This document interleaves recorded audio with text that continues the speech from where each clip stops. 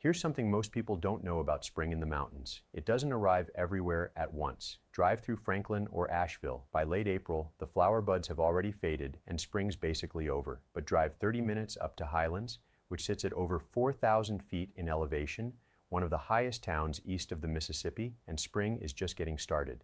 That elevation buys you weeks. While the valleys go quiet, the Highlands Plateau is still waking up. Late April brings the woodland floor to life. By mid-May, foamflower and wild geranium take over. And late May, that's when it gets dramatic.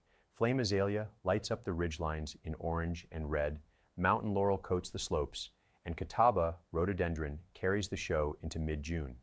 Best places to catch it, the Highlands Botanical Garden. It's free, year-round, and every plant is labeled. Or hike Chinquapin Mountain via Glen Falls for the wilder version, with creek crossings, a 3-tiered waterfall, and 5 summit overlooks. Spring arrives late in Highlands. That's exactly the reason to go. Get all the information on my blog. This week in WNC,